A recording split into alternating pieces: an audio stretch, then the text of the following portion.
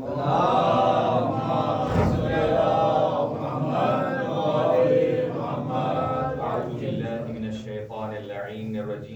اللہ الرحمن الرحیم الحمدللہ رب العالمین والصلاة والسلام والتحیۃ والاکرام علی سیدنا و نبینا وشفیع ذنوبنا وطبیب نفوسنا رحمت للعالمین ابی القاسم مصطفیٰ محمد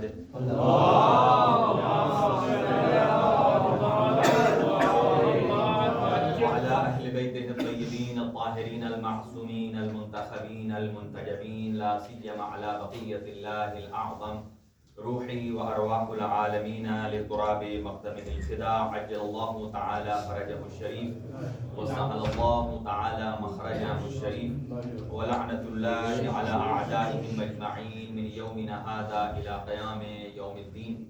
اما بعد فقد قال الله الحكيم في كتابه المتين بسم الله الرحمن الرحيم وشهد الله انه لا اله الا هو والملائكة واولو العلم قائما بالقسط لا اله الا هو العزيز الحكيم صدق الله العلي العظيم. اللهم صل على محمد وعلى محمد. چند دعائیہ کلمات سے آغاز گفتگو ہے. خداوند متعال ہم سب کے صغیرہ کبیرہ گناہ معاف فرمائے اور ملت تشیع پر اپنی خاص نظر کرم فرمائے، غیب سے مدد اور محافظت فرمائے اور جتنے سیلاب زدگان ہیں پروردگار ان کی غیب سے مدد فرمائے اور بحق محمد و اہل بیت محمد جو وہاں کوشش کر رہے ہیں اللہ تعالیٰ کی ذات ان کی مساعی جمیلہ کو قبول فرمائے اور ایسی آفات و بلیات سے اس دنیا کو محفوظ اور معمول فرمائے، مریضوں کو شفائے کلی عنایت فرمائے اور جو اس جہان سے چلے گئے ہیں اور اس ادارے کے معاونین ہیں خاص طور سے اللہ ان کے درجات بلند فرمائے اور جو موجودین ہیں ان کی توفیقات خیر میں اضافہ فرمائے اور ہمیں عطوات عالیہ کی زیارات نصیب فرمائے. خاص طور سے باب الحوائج حضرت امام موسیٰ بن جعفر علیہ السلام کی زیارت نصیب فرمائے اور امام زمان اجل اللہ تعالیٰ فرجہ الشریف کا جلد ظہور فرمائے اور اپنی دعاؤں کی استجابت کے لیے ایک باواز بلند صلوات مرحبا.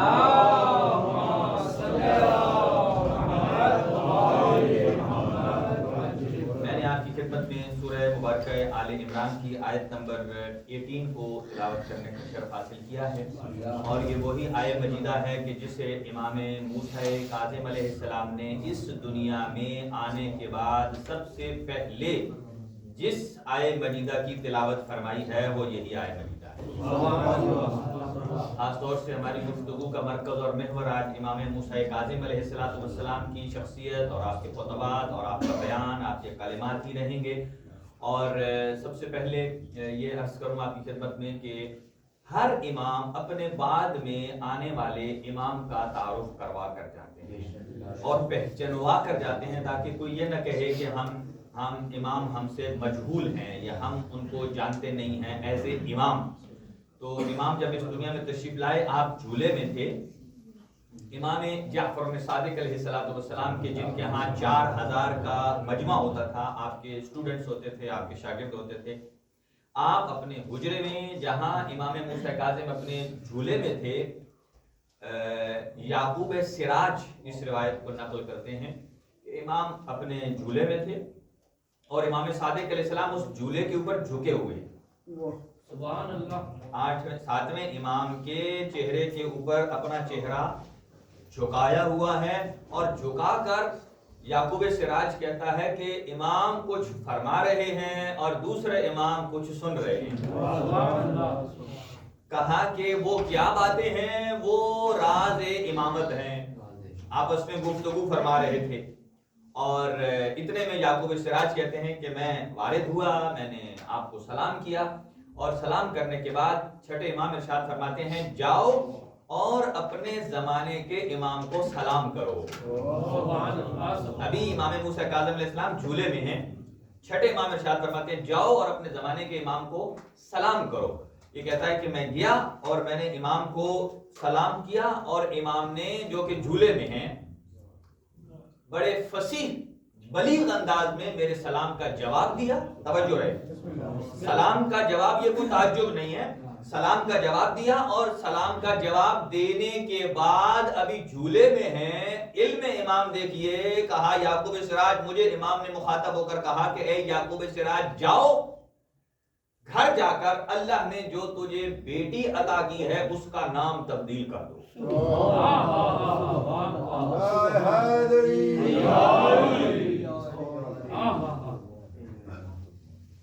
علم امامت، ابھی عرض کر رہا ہوں کہ امام نے وہ آیہ مجیدہ کیوں تلاوت فرمائی، جاؤ اور اللہ نے جو تجھے بیٹی عطا کی اس کا نام چینج کر دو، اور فرماتے ہیں کہ اللہ نے تجھے جو بیٹی عطا کی ہے تم نے اس کا وہ نام رکھا ہے کہ جو نام رکھنا مناسب نہیں ہے۔ اس کا مطلب یہ ہے کہ ائمہ کی نگاہ صرف ہمارے اوپر نہیں ہے، ہماری اولادوں کے ناموں پر بھی ہے، لہذا اللہ کا شکر ادا کریں کہ آپ میری مکتب تشیع پر کہ جنہوں نے اپنے بچوں کا نام آل محمد کے ناموں پر رکھا ہے، یہ ایک امتیاز ہے۔ اور اس نے نام کیا رکھا تھا؟ اپنی بیٹی کا نام رکھا تھا حمیرہ۔ حمار عربی میں کہتے ہیں گدھے کو، اور حمیرہ تصغیر ہے، یعنی چھوٹا پن اس میں بیان ہوتا ہے، یعنی کہ اس کو دوسرے الفاظ میں صحیح بیان نہیں کر سکتے، کہ کہا جاؤ اور اپنی بیٹی کا نام چینج کرو۔ اور امام جب اس دنیا میں تشریف لاتے ہیں تو سر سجدے میں،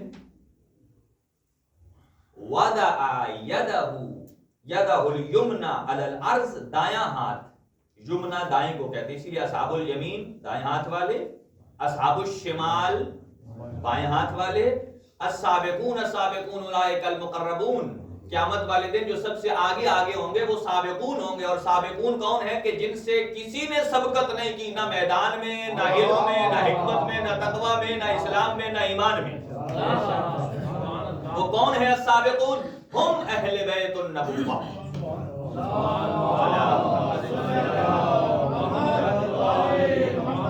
اہل بیت نبوت ہیں کہ جن پر کسی نے سبقت نہیں کی۔ سورہ مبارکہ واقعہ پڑھ لیجیے۔ اور اصحاب یمین کون ہیں؟ کہ دائیں ہاتھ والے جن کا نام اعمال دائیں ہاتھ میں ہوگا وہ اچھے لوگ ہوں گے۔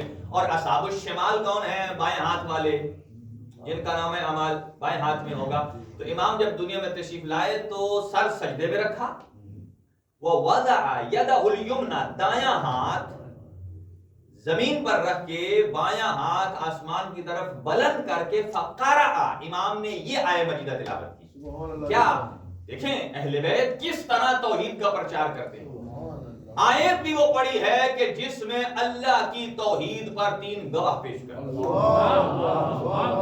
سنیے ترجمہ، آل عمران 18، اور آگے بھی پڑھتا ہوں دوسری آیت 134، شاہد اللہ، اللہ گواہ ہے، انہ لا الہ الا ہو، کہ اللہ کی شہادت، اللہ کی توحید اور اللہ کی عدالت پر 3 گواہ کافی ہیں۔ پہلا، خود اللہ اپنے خدا اپنی توحید اور اپنے عدل پر گواہ ہے، سبحان اللہ، شاہد اللہ انہ لا الہ الا۔ دوسرا، والملائکۃ، ملائکہ اللہ کی توحید پر گواہ ہیں، وہ جانتے ہیں کہ اس سارے خلقت کے پروسیس کو۔ اور تیسرا، وَأُولُو الْعِلْمِ، صاحبان علم اللہ کی توحید اور عدالت پر گواہ ہیں۔ یہاں کوئی دنیا میں آ کر علم پڑھ کے کہے کہ نہیں اس اولو العلم سے مراد میں ہوں، تو وہ غلط ہے۔ کیوں؟ اس لیے کہ اللہ نے جنہیں اپنی توحید پر گواہ بنایا ہے وہ آپ اور ہم نہیں ہیں، بلکہ وہ صاحبان علم ہیں کہ جن کا علم ان علم جیسا نہیں ہے۔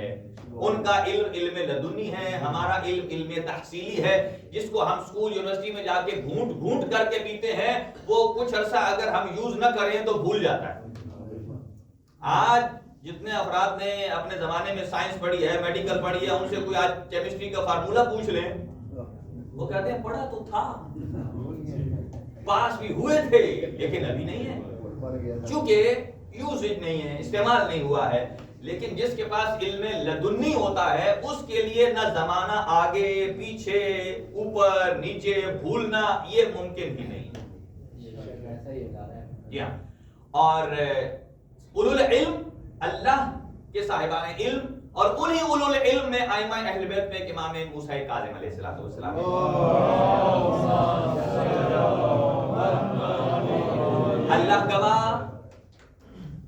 اللہ گواہ ملائکہ گواہ اور صاحبان علم گواہ، کیا کس بات پر گواہ؟ قائما بالقسط، کہ وہ فیصلہ کرتا ہے تو عدالت سے فیصلہ کرتا ہے۔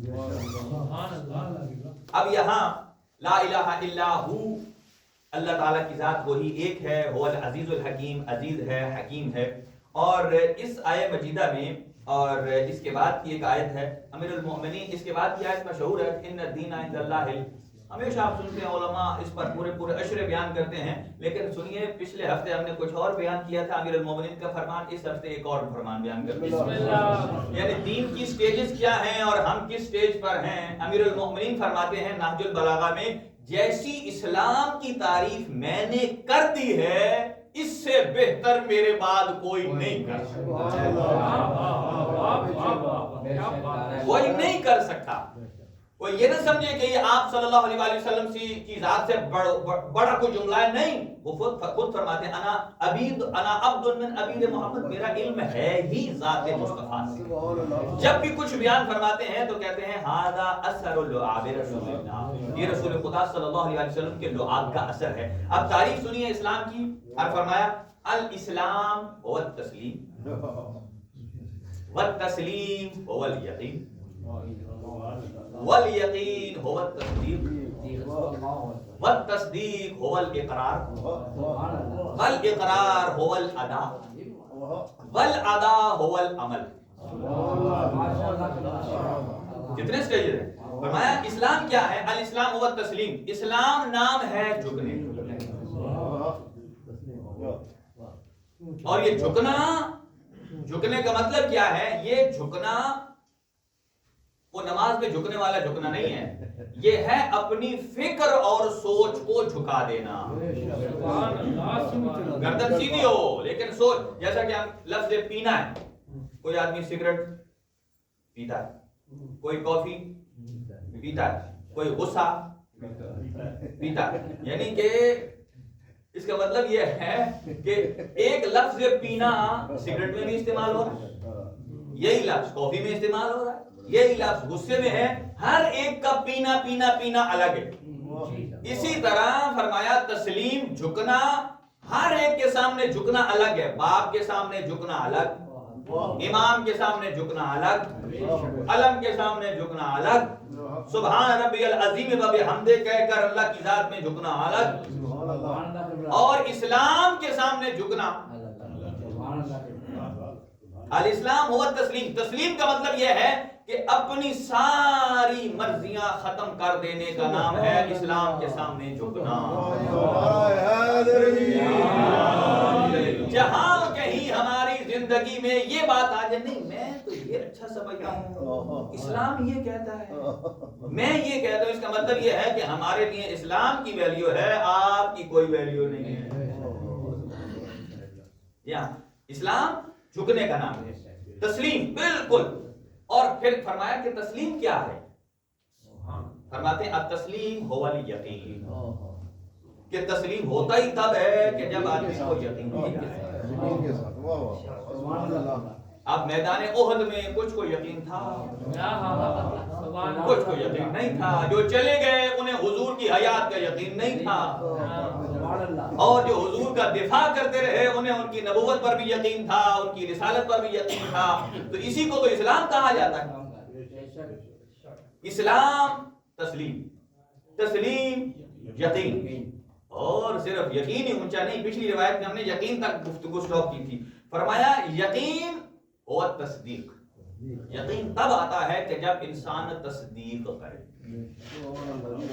تصدیق کرے۔ تصدیق کیا ہوتا ہے؟ تائید کر دینا کسی، اور التصدیق، تصدیق کیا ہے؟ هو الاعتراف، هو الاقرار۔ تصدیق یہ ہے کہ صرف دل سے سر نہ ہلائے بلکہ زبان سے بھی بولے۔ جیسا کہ کسی بندے نے ابھی مسئلہ پوچھا تھا کہ ہم نماز اگر جو دل میں پڑھی جاتی ہے عصر کی اور ظہر کی آخری 2 رکعت یا پہلی 2 رکعت، تو ہم ان کو اس طرح پڑھ سکتے ہیں زبان ہلائے بغیر؟ ہم دل میں ہی چلاتے رہے بسم اللہ الرحمن الرحیم الحمدللہ رب العالمین، اس طرح یعنی کہ جیسے وہ ایک سوچا جاتا ہے نا، سوچا جاتا ہے، تو اس سوچنے کو قراءت نہیں کہتے۔ ہاں، اس کو زبان سے تلفظ کرنا ہے، اگرچہ آواز اونچی نہیں نکالنی، لیکن اس کو پروناؤنس پورا کرنا ہے۔ جب پورا کریں گے تو نماز ادا ہوگی، ادروائز نہیں ہوگی۔ ہاں، نماز جماعت میں ایک چھوٹ ہے کہ جب نماز جماعت پڑھ رہے ہوں تو پھر یہ ہوتا ہے کہ جو تیسری اور چوتھی رکعت ہے اور اس میں تو ہمیں تسبیحات اربع پڑھتے ہیں، اور پہلی 2 رکعت میں ہم خاموش رہ سکتے ہیں کیونکہ امام جماعت، یہ جماعت کی ایک شرط ہے۔ اور تصدیق اقرار، اور اقرار جو زبان سے پڑھنا ہے، یہ کیا کہتے ہیں؟ فرمایا الاقرار هو الادا، اسے فرائض کو ادا کرنے کے ذریعے اقرار ہوتا ہے۔ کئی اقرار ہوتے ہیں، ٹھیک ہے میں زبان سے بول رہا ہوں، ایک اقرار ہے عمل سے اقرار، کہا کہ جو اپنے فرائض کو ادا کر رہا ہے در حقیقت یہ توحید کا اقرار کر رہا ہے۔ اور پھر فرائض کب ادا ہوتے ہیں؟ فرائض ادا ہوتے ہیں بالعمل، کہ جب انسان عمل کی دنیا میں داخل ہوتا ہے۔ حضرت آدم علیہ السلام کو اللہ تعالیٰ کی ذات نے وحی فرمائی، اور وہی فرمائی، کہا اوحى اللہ تعالیٰ الی آدم، حضرت آدم علیہ السلام کو کہا کہ میں نے تمام کی تمام خیر کو اجمعوا کل الخیر فی 4 کلمات، میں نے ساری کی ساری دنیا کی بھلائی کو 4 لفظوں میں جمع کر دیا۔ سبحان اللہ، 4 لفظوں میں جمع کر دیا۔ اس کے بعد پھر امام موسیٰ کاظم علیہ السلام کی طرف انہی میں سے نکلتے ہیں۔ کون کون سے؟ واحدۃ لی، واحدۃ لک، واحدۃ بینی و بینک، وواحدۃ بینک و بین الناس، کہ وہ 4 کلمے کیا ہیں؟ یعنی 4 باتیں ہیں۔ ایک بات مجھ اللہ کے ساتھ مخصوص ہے، وہ کسی اور میں نہیں۔ دوسری، اے حضرت آدم آپ کے ساتھ مخصوص ہے، وہ کسی اور سے تعلق نہیں۔ تیسرا، آپ کے اور میرے بٹوین ہے، اور چوتھا آپ کے اور لوگوں کے درمیان۔ یہ درس اب حضرت آدم کو اللہ نے وحی کی، اس کا مطلب کیا ہے کہ یہ باتیں اگر پاک پیغمبر بتا رہے ہیں تو اس کا مطلب حضرت آدم علیہ السلام کے زمانے میں بھی یہ تھی باتیں۔ اچھا، وواحدۃ لی، جو میرے لیے مخصوص ہے وہ کیا چیز ہے؟ تعبدنی ولا تشرک بی شیئا، اور وہ یہ ہے کہ عبادت صرف اور صرف مجھ اللہ کی، اور کوئی لائق عبادت نہیں، ولا تشرک بی شیئا، اور میرے ساتھ کسی کو شریک نہ بنانا۔ یہ پہلی چیز ہے جو مجھ اللہ کے ساتھ خاص ہے، جو کائنات میں کسی کے پاس نہیں ہے۔ اگر ہوتی تو انبیاء جو آئے ہیں، انبیاء بھی لوگوں کو اپنی طرف نہیں بلاتے تھے کہ مجھے مانو، وہ کہتے مجھے مانو کہ میں اس کی طرف سے ہوں۔ یعنی انبیاء نے اپنے آپ کو نہیں فرمایا، کہا ہمیں یہ مانو کہ ہم اس کی طرف سے ہیں، جو تمہیں بتا رہے ہیں وہ ہمارا ذاتی پیغام نہیں ہے، وہ اللہ کا دیا ہوا پیغام ہے۔ اور آج جب ہم کہتے ہیں میں یہ ہوں، اس کا مطلب ہم انبیاء سے اونچے ہو گئے۔ جب انبیاء فرماتے ہیں کہ جو کچھ ہم ہیں اسی کی وجہ سے، پہلی چیز جو میرے ساتھ خاص ہے۔ دوسری جو آپ کے ساتھ ہے، انا اجازیک بعملی، جو آپ عمل کریں گے اس کی میں جزا دوں گا۔ اور احوج ما یکون الیہ، کیسی کہ جس شدت سے آپ عمل کریں گے آپ کی ہر شدید ضرورت کو پورا کیا جائے گا۔ یہ آپ کے ساتھ خاص ہے، گویا عمل کرنا بندگان کے لیے خاص ہے۔ وہ بینی و بینک، اور تیسری چیز جو اللہ اور بندے کے درمیان ہے، یہاں کسی کو فتویٰ دینے کی ضرورت نہیں ہے، فرمایا وہ کیا ہے؟ علیک الدعاء والاجابۃ علیہ، کہ وہ آپ کے ذمہ ہے دعا کرنا، مجھ اللہ کے ذمہ ہے اسے قبول کرنا۔ علیکا، علیکا کا جب لفظ استعمال ہوتا ہے اس کا مطلب یہ ہوتا ہے کہ واجب ہے، ضروری ہے۔ اسی لیے کہا جاتا ہے نا کہ توبہ کرنا ضروری ہے۔ ہم اس لیے نہیں توبہ کرتے کہ جہنم سے بچیں اور جنت میں جائیں، خود توبہ کرنا واجب۔ جیسا کہ آدمی مریض ہو جائے تو فوراً ڈاکٹر کے پاس جاتے ہیں، کس لیے؟ تاکہ ہماری لائف لمبی ہو جائے۔ اسی طرح ہماری روحانی زندگی بھی ہے، جب گناہ ہو جاتا ہے تو وہ بیمار ہو جاتی ہے، تو فوراً استغفار واجب ہے۔ آپ کہیں گے یہ ہمارے مولانا صاحب کا فتویٰ آ گیا ہے. فتویٰ نہیں ہے، قرآن مجید کی آیت ہے. قرآن مجید کی آیت بتاتی ہے توبو الی اللہ توبۃ نصوحا، کہ توبو کا معنی ہے فعل امر. ہاں جی، وہ غلط فتوی بھی مارکیٹ میں. ہمارے مکتب اہل بیت میں یہ بات یاد رکھیے، ہمارے ائمہ نے کبھی فتویٰ نہیں دیا.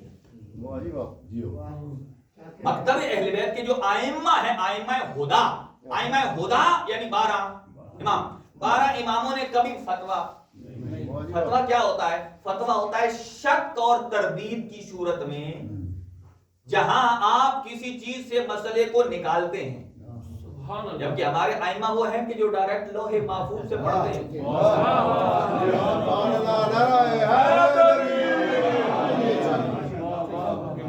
چلے یہاں میں کسی اور طرف نکلتا ہوں، دوبارہ مجھے یہاں لانا ہے آپ کو.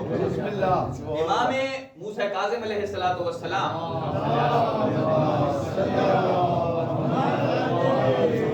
یہ 2 روایتیں ہیں. ایک روایت چھٹے امام سے ہے کہ چھٹے امام پڑھ رہے تھے نماز، تو 5ویں امام موجود تھے گھر، تو امام اعظم ابو حنیفہ وہ تشریف لاتے ہیں اور آ کر تو وہ چھٹے امام کے پاس بیٹھے ہیں. سنیے گا. اور ایک روایت یہ امام موسیٰ کاظم علیہ السلام کی ہے کہ وہ چھٹے امام، چونکہ وہ دونوں کے شاگرد ہیں، 5ویں امام کے بھی اور چھٹے امام کے بھی، وہ چھٹے امام کے پاس آ کر بیٹھے. کیا دیکھا؟ امام موسیٰ کاظم علیہ السلام نماز پڑھ رہے ہیں، تو آگے سے ایک بندہ گزر گیا. یہی فرق ہے ہمارے مکتب اہل بیت کے اور مکتب تسنن میں. وہاں کیا ہوتا ہے کہ ان کے ہاں اگر اکیلا بندہ نماز پڑھنے والا ہونا تو وہ سب سے آگے پڑھے گا پہلی صف میں. کیوں؟ کہ اس سے آگے کو بندہ نہ گزر جائے. ہاں، اور ہمارے ہاں دیکھیے، ہمارے ہاں اگر مسجد خالی، ہم نے کسی نے نماز پڑھنی ہو تو ہم سب سے پیچھے پڑھتے ہیں. یہ میں کوئی تعریف نہیں کر رہا ہوں، آپ خوش ہو رہے ہیں. خیر، ہم تو اس لیے پڑھتے ہیں کہ آگے چونکہ مجلس ہو رہی ہے تو ہم پیچھے پڑھتے ہیں کسی کا. لہذا ان کے یہاں یہ ہے کہ اگر آگے سے کوئی گزر گیا تو نماز آتے ہیں. جبکہ مکتب تشیع میں کوئی آگے سے گزر جائے تو مکروہ ہے. آپ دیکھیں، آج ہمارے بچوں کو یہ اپنے گھر میں کرنا چاہیے. پہلے ہوتا تھا جب ہم چھوٹے تھے تو ہمارے والد صاحب نماز پڑھتے تھے تو آپ سامنے کوئی چیز رکھ لیتے تھے، کوئی کرسی یا کوئی اور ایسی چیز، تاکہ یہ ایک ہمارے لیے سبق تھا کہ ادھر نماز ہو رہی. پہلے تو یہ ہے کہ ہم وہاں سے گزرتے نہیں تھے، اگر گزر بھی جائیں تو ہم ان کے سامنے سے نہیں گزرے، ان کے سامنے جو چیز پڑی ہے اس کے آگے سے گزرے. یہ ایک ادب اور احترام سکھایا جاتا تھا. تو البتہ مکروہ ہے، اور وہ تب ہے مثلا آگے سامنے کوئی دروازہ بھی اگر کھلا ہو بند کریں، اس لیے کہ وہاں سے جو گزرنے والا، جیسے ابھی موسیٰ صاحب تھوڑے سے ادھر گئے تو میری تقریر ختم ہو گئی، سارے لوگ ادھر چلے گئے. اب اس کو اٹھایا تو میری تقریر ختم ہو گئی، سارے ادھر ہو گئے. ابھی بغیر نماز کے ایسا ہو رہا ہے، تو اگر نماز ہوتی تو اس میں ضرور ہم آنکھیں چلاتے ادھر ادھر ہیں ادھر کیا ہو رہا ہے. یعنی ہم حالت نماز میں بھی بڑے چوکنا ہیں جی. تو امام نماز پڑھ رہے تھے، توجہ رہے، تو سامنے سے کوئی بندہ گزرا. انہوں نے چھٹے امام کو شکایت کی. امام اعظم نے، دیکھیں ہمارے کوفہ میں تو کوئی نماز پڑھتا، آگے سے کوئی گزر جاتا، نماز باطل ہو جاتی تھی. آپ کا بیٹا نماز پڑھ بھی رہا ہے، آگے سے بندہ گزر بھی رہا ہے اور نماز جاری بھی ہے. فرمایا مجھ سے کیوں پوچھتے ہو، جاؤ خود. اب جملہ سنیے، یہ دماغ کھولنے والا جملہ ہے، یہ حکمت ہے اس کے اندر. اس لیے کہ فتویٰ دینے والے، سیکھ کر علم پڑھنے والے اور ہوتے ہیں، وہ پھر بعض اوقات کوئی نماز دھکے سے بھی پڑھ لیتے ہیں. لیکن اہل بیت اطہار جو نماز پڑھتے ہیں وہ اس طرح نہیں پڑھتے کہ کوئی ہمیں دیکھ رہا ہے یا یہ وہ کہتے ہیں بس ٹائم ہے، پڑھنی ہے تو پڑھنی ہے، دنیا جو مرضی کہے. اگر وہ کہتے ہیں نا تیروں کا مسلح ہو تو بھی نماز پڑھ رہے ہیں. ہمارے ہاں پھولوں کا مسلح ہو تو زیادہ تر ہمیں نماز بھولتی تب ہے جب پھولوں کا مسلح ہو. پھولوں کا مسلح ہو جائے ہم زیادہ خوش ہو جاتے ہیں، بھول جاتے ہیں. تو کہا خود ان سے پوچھ لیجئے. جب ان سے پوچھا تو امام نے فرمایا پھر ذرا پوچھیں. کہا کہ آپ کے نماز کے سامنے سے کوئی بندہ گزر گیا تو نماز تو آپ کی ٹوٹ گئی، مخل ہو گیا. وہ کہا کہ میرے اور میرے خدا کے درمیان کوئی گنجائش ہی نہیں ہے کسی کے گزرنے کی، تو آپ کیسے کہتے ہیں کہ فلاں گزر گیا اور نماز. ان کا کیا تھا کہ آپ کے اور خدا کے درمیان بندہ حائل ہو گیا لہذا نماز ٹوٹ گئی. فرمایا میرے اور خدا کے درمیان یعنی میرا خدا میرے سے اتنا قریب ہے کہ بیچ میں سے کوئی گنجائش ہی نہیں ہے. کہا وہ کیسے؟ کہا قرآن میں اللہ ارشاد فرماتا ہے کہ اللہ حبل ورید سے بھی زیادہ قریب ہے. شہرت جسے کہتے ہیں مین رگ جو ہوتی ہے اس سے بھی قریب ہے. کہا وہ میری اس رگ کے اور میرے درمیان سے بھی گزرا ہے؟ کہا نہیں. پھر امام نے ارشاد فرمایا دیکھو تمہارے اعمال میں اور ہمارے اعمال میں یہی فرق ہے. اب سنیے گا. کہا تمہارے سامنے سے کوئی گزر جائے تمہاری توجہ ڈائیورٹ ہو جاتی ہے, نماز کی ثواب پہ کمی آ جاتی ہے, وہ مقام نہیں رہتا, نماز باطل ہو جاتی ہے. لیکن ہم تو وہ ہیں کہ ہمارا جد اگر حالت رکوع میں انگوٹھی اتار کر کسی کو دے بھی دیتا ہے تو نہ صرف یہ کہ نماز باطل نہیں ہوتی, آئے ولایت نازل ہو جاتی ہے.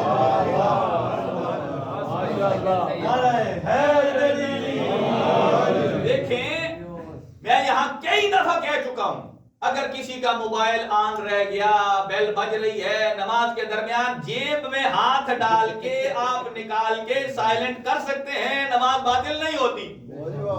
ہم علی والے ہیں کہ مولا علی نے ہاتھ میں انگوٹھی پہنی ہوئی تھی, آخر کسی نے بلایا, سوال والے نے سوال کیا, امام نے اتار کر دی تو کیا توجہ تو ادھر گئی ہوگی لیکن نہیں گئی.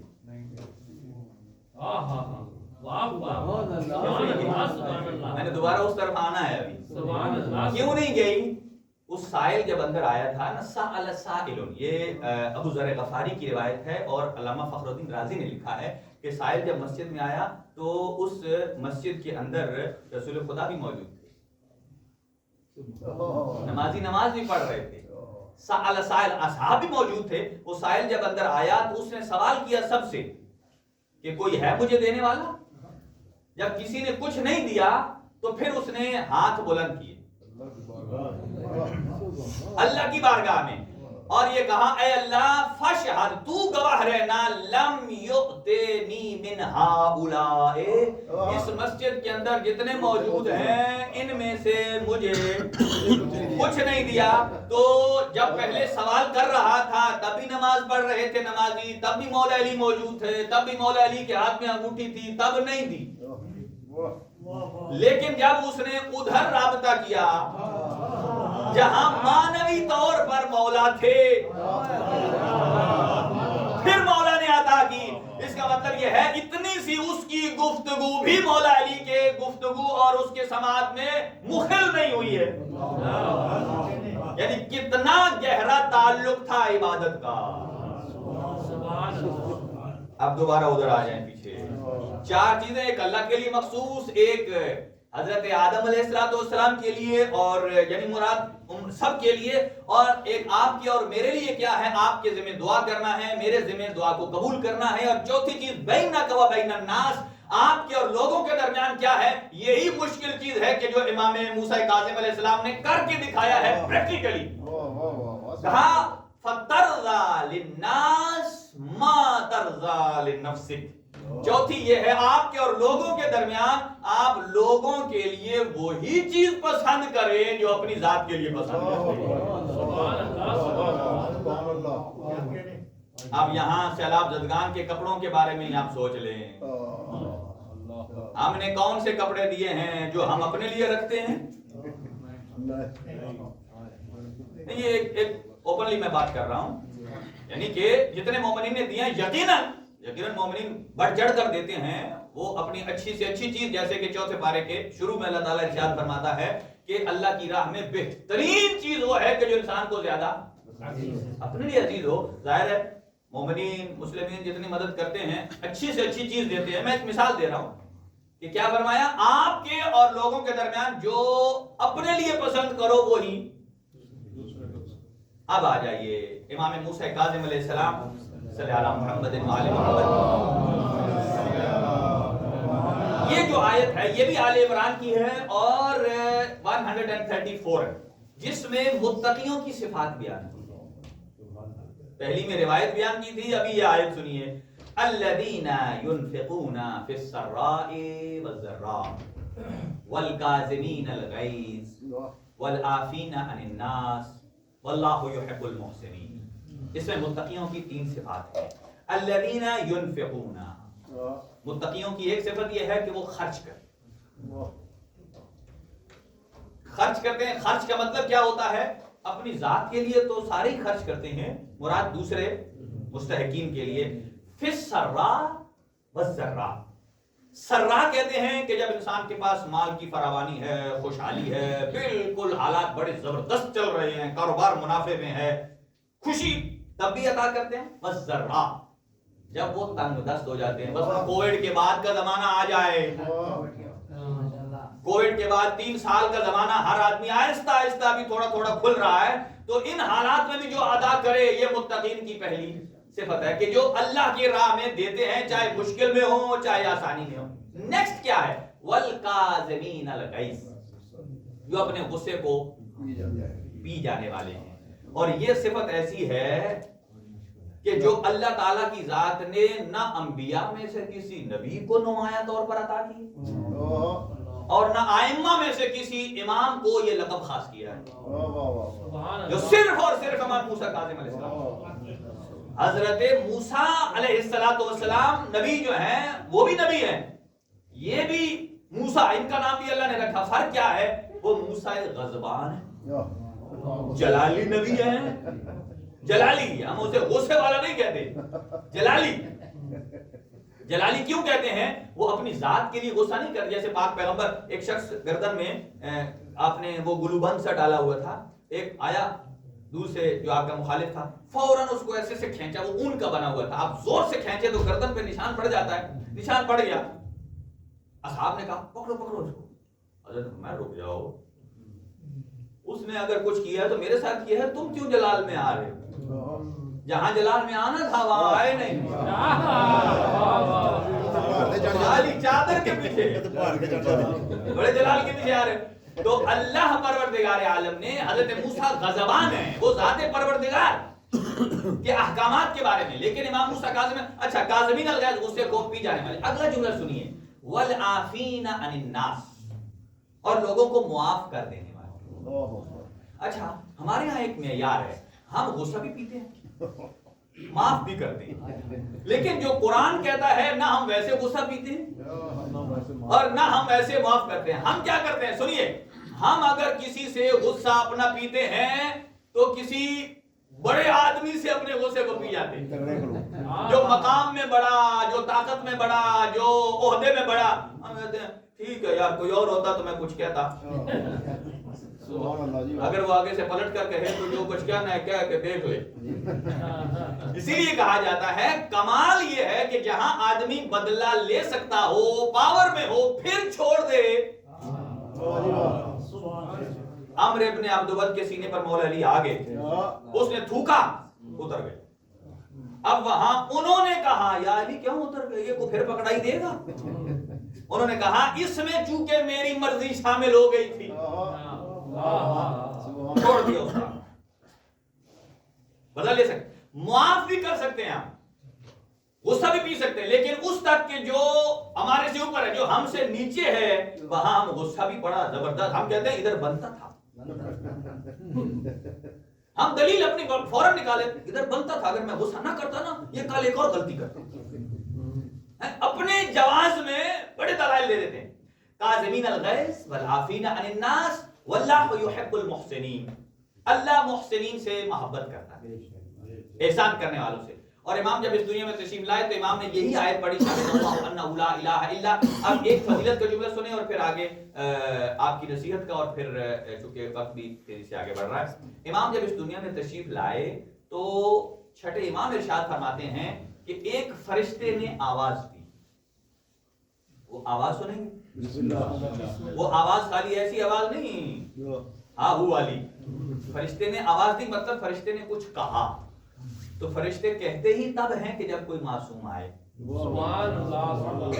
غیر معصوم کے آنے پر تو ماں باپ ہی کو اذان اقامت دے کے تو فارغ ہو جاتا ہے، ادھر سے تو کوئی پیغام نہیں آتا. کیا فرمایا؟ انت صفوتی فی خلقی. چھٹے امام ارشاد فرماتے ہیں انت صفوتی فی خلقی موضع سری खजीनत इल्म अमीन वही लका वमन अहब्बका अहललतु जिनानी मननतु जिनानी व अहललतु जवारी वसअतु अलैहिम वसअत रिज़्क़ी वला उसल्लिबन्ना मन खालफका वला उअज़्ज़िबन्नहु अज़ाबन शदीदा। ये मलाइक, ये फरिश्ते की आवाज आई। अब इसका तर्जुमा सुन लें, इतना ही काफी है। अंत सफ़वती, सफ़वा किसे कहते हैं? हम ज़्यादा पढ़ते हैं अस्सलामु अलैका या आदम सफ़वतिल्लाह, अल्लाह का चुना हुआ, अल्लाह का पाकीज़ा किया हुआ। अंत सफ़वती फी खल्की, है मूसा काज़िम मेरी मखलूकात में आप पाकीज़ा भी हैं और चुने हुए भी हैं।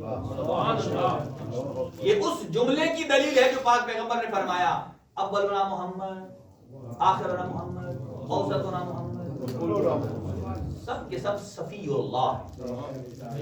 और दूसरा मौज़िउ सिर्री, तू मेरा राज़दार है, गोया तौहीद का राज़दार। क्या बात, तौहीद का राज़दार। जैसे अमीरुल मोमिनीन पाक पैगंबर के राज़दार थे, और वो क्या बात करते थे, पाक पैगंबर मौला अली को जो बताते थे अपनी तरफ से, वो राज़ इलाही होता था। कुरान मजीद में नजवा का लफ्ज़ इस्तेमाल हुआ है। और फिर तीसरा जुमला फरमाया कि खजीनत इल्म, मेरे इल्म का तू खजाना है। इसीलिए पाक पैगंबर ने फरमाया था, ऐ अली अल्लाह का इल्म तेरी नस्ल में से जुदा नहीं होगा। अल्लाह का इल्म तेरी नस्ल में से जुदा नहीं होगा। खजीनत इल्मी अमीन वही, तू मेरी वही का अमीन है। और फिर लका व मन अहब्बका, आपके लिए और जो आपसे मोहब्बत करे। और जब तो रहमती, मैंने मेरे ऊपर लाजमी मैंने करार दिया है कि मैं उसको अपनी रहमत के हिसार में रखूं। जो आप पर और जो आपसे मोहब्बत करता। और फिर क्या फरमाया, मनन तो जिनानी, मैं अल्लाह ने आपके मुहिब्बीन के लिए जन्नत के दरवाजे खोल दिए। वो अहलल तो जवारी, और मैंने अपना जवार उनके लिए हलाल कर दिया है, जायज कर दी। जैसे हम कहते हैं फलां फौत हो गया, अल्लाह जवारे रहमत में जगह दे। क्या कहते हैं, यानी अल्लाह के यहाँ जगह दे। मुराद अल्लाह के पास तो नहीं रहना, मुराद ये कि जहाँ उस प्लेस पर के जहाँ अल्लाह की रहमतें नाजिल होती हैं। सुभान अल्लाह। और फिर क्या इरशाद फरमाया, वला उसल्लिबन्ना मन खालफका, जो आपसे मुखालिफत करेगा, दुश्मनी करेगा, उससे सारी सहूलियात छीन लूंगा। मैंने नरम तर्जुमा किया है। अगला ये है, वला उअज़्ज़िबन्नहु अज़ाबन शदीदा, और उसे शदीद अजाब दूंगा। सिर्फ कातिल की बात नहीं की, जो मुखालिफ। और आखिरी जुमला सुनिए और फिर आगे बढ़ते हैं। वसअतु अलैहिम वसअत रिज़्क़ी, और जो आपसे मोहब्बत करता है, मैं अल्लाह ने उसके रिज़्क़ में वसअत अता कर दी। और जब आगा जवादी आमली फरमाते हैं, जब हम रिज़्क़ कहते हैं, इसके मुराद सिर्फ खाना और पानी नहीं है। कहते हैं इल्म रिज़्क़ है, मारिफत रिज़्क़ है, इबादत में लुत्फ आना रिज़्क़ है। जब इबादत में लुत्फ आना छोड़ देना, तो कहा हजरत मूसा अलैहिस्सलाम ने अल्लाह ताला से पूछा, या अल्लाह मेरी कौम तो मानती भी नहीं है, नमाज सब कुछ, लेकिन उस पर रहमतें आ रही हैं। कहा ये चेक करो कि उनका नमाज में खुशू खुजू है। कहा पढ़ते हैं लेकिन बेमानी है। कहा बस यही है कि अल्लाह सबसे बड़ा अजाब ये दे रहा है कि पढ़ भी नमाजें रहे हैं, इबादतें कर रहे हैं, उसके अंदर ना खुजू है, ना खुशू है, ना लुत्फ है, कुछ नहीं। इमाम का दरवाजा है बाबुल मुराद। इमाम का एक लक़ब बाबुल मुराद। अल्लाह ताला की सिफाते सबूतिया में से, यानी पक्की सिफात में से एक सिफत है मुरीद, इरादा करने वाला, और ये है मुराद, बाबुल मुराद, कि जहां आप अपनी मुराद लेकर जाते हैं तो वो मुरीद आपकी मुराद को पूरा कर देगा। इसलिए इमाम का एक लक़ब है बाबुल हवाइज, बाबुल हवाइज थोड़ा है। और इमाम की नसीहत की भी कुछ बातें इमाम ने फरमाया कि वो बंदा अच्छा नहीं है कि जो दो मुंह वाला हो और दो जबानों वाला हो, कि जो दोस्त के सामने उसकी तारीफ करे और दोस्त की पीठ के पीछे मोमिन मुर्दा भाई का गोश्त खाए। کہا دو منہ دو چہرے والا آدمی پسند نہیں ہے، نہ وہ مسلمان ہے نہ وہ انسان ہے۔ کہا اگر کسی دوسرے بھائی کو کوئی نعمت مل جاتی ہے تو اسے حسد کرتا ہے۔ امام موسیٰ کاظم علیہ السلام خود یہاں ابھی کسی نے ایک جملہ پڑھا، میں بس تھوڑی دیر میں مسائل بیان کروں گا آپ کی خدمت میں۔ باب الحوائج، جو حاجات آپ نے اپنے ذہن میں رکھنی ہے زبان کے نیچے رکھیے، باب الحوائج۔ اور امام کی قید کتنی ہے؟ آزادی بہت بڑی نعمت ہے، آزادی بہت بڑی نعمت ہے، لیکن امام موسیٰ کاظم علیہ السلام، لوگ کہتے ہیں امام موسیٰ کاظم علیہ السلام 14 سال زندان میں رہے، اور امام سجاد 1 سال زندان میں رہے۔ تو لوگ کہتے ہیں کہ آپ امام موسیٰ کاظم کی قید کو زیادہ نہیں پڑھتے۔ 14 سال، امام کی عمر مبارک ہے 55، اور اس میں سے آپ 14 مائنس کر دیں، یعنی جو زندان میں وہ زندان نہیں جو عام زندان ہے۔ آپ کا جگر کانپنے لگے گا اگر میں اس زندان کی تعریف میں نے کر دی، یعنی یہ تعریف سے مراد اس کی میں نے وہ بیان کر دیا جو کچھ میں روایات میں دیکھ چکا ہوں۔ لوگ کہتے ہیں آپ امام سجاد کی قید کو زیادہ پڑھتے ہیں، لیکن ہم ان سے دست بستہ کہیں گے کہ میرے 14 سال کے قیدی امام خود اپنے زندان کی سلاخوں سے ٹیک لگا کے نا کہتے تھے ہائے شام ہائے شام، اور داروغہ کہتا تھا کہ جب مولا شام کی طرف رخ کرتے نا تو زندان لرز جاتا تھا۔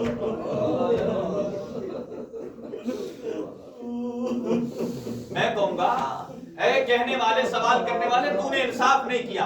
امام موسیٰ کاظم زندان میں تھے 14 سال، لیکن تنہا تھے، ان کے ساتھ بے مقنع و ردا زینب و کلثوم نہیں تھی، ان کے ساتھ 4 سال کی بہن سکینہ، جس کے کانوں کے چھنے ہوئے نشان، کانوں پر خون، رخساروں پر تماچوں کے نشان نہیں تھے۔ میں کہوں گا کہ امام سجاد کے ساتھ جو بہن تھی نا وہ پوچھتی تھی بھیا ہم اس زندان سے کب آزاد ہوں گے، ہم کب اپنے وطن پلٹ کر جائیں گے۔ امام موسیٰ کاظم کے ساتھ یہ بہن موجود نہیں تھی۔ اجرکم اللہ۔ اور کسی نے پوچھا نا امام سجاد سے کہ زندان کے بعد، تو فرمایا کہ 1 سال زندان کے بعد ہماری کیفیت یہ تھی کہ ہماری پھپھیوں کے چہرے کے رنگ بدل چکے تھے، نہ میں پھپھیوں کو پہچان سکتا تھا۔ اجرکم اللہ۔ 4 قیدی بڑے مشہور ہیں تاریخ میں۔ پہلا قیدی حضرت یوسف ہے، جب قید میں تھے نا تو ساتھ کے زندانی کہتے تھے کہ کب ہماری اس سے نجات ملے، اتنا گریہ کرتے تھے۔ اور دوسرے قیدی امام سجاد ہیں، اور تیسرا قیدی کون ہے؟ 4 سال کی معصوم سکینہ۔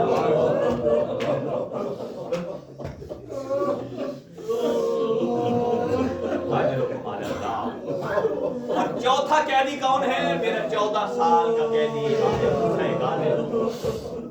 اجرکم اللہ۔ بار بار زندان بدلے جاتے تھے، بار بار زندان بدلے جاتے تھے۔ اور پہلے بصرہ میں عیسیٰ بن، آپ نہیں تصور کر سکتے کہ میرے آقا کو گرفتار کیسے کیا گیا۔ امام موسیٰ کاظم مصلی عبادت پر تھے، پیروں کے نیچے سے مسلح کھینچ لیا گیا، جیسے میرے آقا امام سجاد خیام میں موجود تھے نا۔ بی بی زینب کبریٰ کہتی ہے کہ میرے سجاد کے نیچے سے اس چٹائی کو کھینچ لیا گیا۔ ایسے ہی امام موسیٰ کاظم زمین پر آ گئے، اور نہ روضہ رسول سے الوداع کرنے دیا، نہ ماں زہرا کی قبر سے الوداع کرنے دیا۔ اجرکم علی اللہ۔ پہلے بصرہ میں اس زندان میں رکھا، عیسیٰ بن جعفر کا زندان کہا جاتا تھا شدید تشدد کیا جائے، لیکن زندان میں امام کی کوئی ایسی تبلیغ تھی جو ظالم بن کے آتا تھا، بعد میں شیعہ امام موسیٰ کاظم بن جاتا تھا۔ اس کے بعد فضل ابن ربی کا زندان ہے، اس کے بعد فضل ابن یحییٰ برمکی کا ہے. بس میں نے مختصر کیا. اور آخری جو 7واں زندان تھا نا وہ سندھی بن شاہق کا زندان تھا. سنیں گے یہ سندھی بن شاہق کوئی مسلمان نہیں تھا، یہ مسلمان نہیں تھا. اور اس کے زندان میں کیوں ڈالا گیا؟ یہ کہہ کر ڈالا گیا کہ یہ دیکھو یہ وہی زمانہ تھا نا کہ جب امام سجاد سے پوچھا نا ابن منظر نے مولا شام کا بازار کیسا گزرا. امام فرماتے تھے مرو بنا محلہ، ہمیں فلاں فلاں کے محلے سے گزارا جاتا اور یہ کہا جاتا عورتیں اپنی گودیوں میں پتھر اٹھا لیں اور آؤ آج بدر کا بدلہ لے لو، آؤ آج علی کی بیٹیاں اس بازار میں آئی ہیں پتھر مار کے بدلہ لے لو. امام موسیٰ کاظم کو جب سندھی بن شاہق کے زندان میں رکھا گیا نا یہ اسی خاندان سے تھا. کہا آؤ آج علی کا ایک بیٹا آیا ہوا ہے، اس پر جو ظلم کرنا چاہتے ہو کر لو، تمہارے ہاتھوں کو کوئی روکنے والا موجود نہیں ہے. اجرکم علی اللہ. اور یہ اتنا ظالم تھا اس نے، آپ نے امام کا وہ زندان دیکھا ہوگا، وہ زندان ایسا زندان تھا کہ جس میں نہ آپ مکمل سیدھے کمر سیدھی کر کے کھڑے ہو سکتے ہیں اور نہ ہی مکمل آپ لیٹ سکتے ہیں. لہذا امام ہمیشہ یا حالت رکوع میں ہوتے تھے یا حالت سجدہ میں ہوتے تھے. اور یہاں تک میں نے ایک عالم سے سنا ہے اس نے ایک چھوٹا سا زندان کا ایک روشن دان رکھا ہوا تھا اور اس کے پاس ایک تازیانہ تھا جس کے ساتھ لوہے کی میخیں گڑی ہوئی تھی. وہ اس انتظار میں رہتا تھا کہ امام کب حالت رکوع میں جاتے ہیں. جب امام حالت رکوع میں جاتے تھے نا اس وقت وہ ظالم اس تازیانے کا استعمال کرتا تھا اور روایت کے الفاظ یہ ہیں کہ امام کی ریش مبارک تک بھی خون آ جاتا اور امامہ کھل کر اس کے پیچ گردن میں آ جاتے تھے. اجرکم علی اللہ. لیکن امام تب بھی کہتے تھے سبحان ربی العظیم و بحمدہ، سبحان ربی العظیم و بحمدہ. عزیزانو سنیں گے ایک جملہ، وہ امام موسیٰ کاظم کہ جو اپنے وطن میں غریب الوطن لوگوں کی پرورش کرنے والے تھے، لیکن سنیے جب خود غریب الوطن ہوئے نا تو امام موسیٰ کاظم کی بیٹیوں کی آپ حالت سننا چاہیں گے. آپ نے نماز پڑھی ہے نا، نماز پڑھنے کے بعد آپ امام موسیٰ کاظم کے بیٹے علی رضا کی طرف زیارت کر کے کیا جملہ پڑھتے ہیں؟ السلام علیکہ یا سلطان العرب والعجم. اے وہ کہ جو عرب و عجم کا سلطان ہے اس کے باپ کی کیفیت کیا ہے؟ 19 بیٹیاں ہیں، 18 بیٹے ہیں. آپ ذرا سوچیں ابن ملجم نے مولا علی کے سر میں ضرب ماری نا اور پھر فرار کر گیا. کبھی سوچا ہے کیوں فرار کر رہا تھا؟ اس لیے اسے پتا ہے کہ علی کوئی لاوارث نہیں ہے. علی کے 18 بیٹے موجود ہیں، مجھے گرفتار کر لیں گے، بدلہ لیں گے، رد و کوب کریں گے. لیکن موسیٰ کاظم کے بھی 18 بیٹے موجود ہیں، 19 بیٹیاں موجود ہیں. کیفیت کیا ہے کہ امام کی بیٹیاں، اور کیفیت یہ ہے کہ 19 بیٹیاں ہیں اور چادر ایک ہے. شام اور کوفہ کی مصائب سننے والے، ایک چادر ہے اور 19 بیٹیاں ہیں. اور جب نماز کا وقت آتا تھا نا تو ایک بیٹی ایک چادر سے نماز پڑھ کر دوسری بیٹی کو دے دیتی تھی. یہ کیفیت ہے امام موسیٰ کاظم کے گھر کی. اور کیفیت یہ ہے کہ دشمن بار بار گھر پہ چھاپا مارتا ہے کہ کہیں یہ لشکر نہ بنا لے اور حاکم وقت کے خلاف جا کر یہ لڑائی کا بندوبست نہ کر دے. اور جب اندازہ لگائیے چادر ایک ہے، آپ اندازہ لگائیے کہ آپ کے گھر میں آپ کے بچے اہل حرم سوئے ہوئے ہوں اور اگر کوئی گھر میں وارد ہو جائے نہیں معلوم کوئی کس کیفیت میں ہے، اور جب وہ دیوار پھلانگ کر آتے نا تو امام موسیٰ کاظم کی بیٹیاں ایک مقام پر جمع ہو جاتی اور ایک آواز لگاتی ہے کسی کے پاس کوئی چادر کوئی لے آئے. یہ وہی منظر ہے کہ جب خیام کو آگ لگی، زینب کبریٰ کے سر پر ردا ہے، ساری بیویاں علی کی بیٹی کے پیچھے. اجرکم علی اللہ. بس ایک اور جملہ سنیے اور اس کے بعد تمام کر رہا ہوں. جب کسی کو زہر، امام کو جب زہر ملی نا، جب کسی کو زہر ملے نا عزادارو، تو دو کیفیتیں، دو حسرتیں ہوتی ہیں اس کی جسے زہر ملتی ہے. پہلی حسرت یہ کہ شدت گرمی کی وجہ سے جگر اتنی گرمی دیتا ہے، اس کا دل کرتا ہے کہ جتنے سمندر ہے نا ٹھنڈے پانی کے، میں سارے کا سارا ٹھنڈا پانی پی جاؤں. اور دوسری حسرت یہ ہوتی ہے کہ کاش کوئی میری زنجیریں کھول دے تاکہ میں جی بھر کے تڑپ سکوں. لیکن ہائے غریب الغربا امام رضا، آپ کے بابا کے لیے دونوں یہ حسرتیں رہ گئی ہیں. نہ کوئی ٹھنڈا پانی دینے والا موجود تھا اور نہ ہی آپ کے کوئی زنجیر کھولنے والا موجود تھا. اور کیفیت کیا ہے کہ پشت زندان کی دیوار سے لگاتے ہیں اور اپنے ہاتھ زنجیروں والے وہ سلاخوں کے ساتھ لگا کے اور اوپر پیشانی لگا کر ایک آواز لگاتے ہیں اپنے بیٹوں کو. کہا کہتے ہیں اے میرا بیٹا رضا، کوئی تو ہوتا جو میرے پاس آتا. اجرکم علی اللہ. ایک جملہ اور سنیے عزادارو، اتنے میں جب آگ زہر میں شدت آئی نا، 23 رجب کو زہر ملی، 24 کا دن بھی اسی طرح گزارا. اور آپ جانتے ہیں کہ وہ جو قیدی ہوتے ہیں نا کہ دن کے ٹائم وہ سارے قیدی اکٹھے ہو جاتے ہیں، ایک دوسرے کے ساتھ اپنے غم کا اظہار کرتے ہیں، لیکن رات کو جب اپنے اپنے حجرے میں الگ ہو جاتے ہیں نا، پھر وہ کسی کی باتیں نہیں سنتا، پھر اس کا ذہن اپنے گھر کی طرف جاتا ہے. نہ جانے امام موسیٰ کاظم کیا سوچ رہے ہوں گے، میری بیٹیاں کس کیفیت میں ہیں. اجرکم علی اللہ.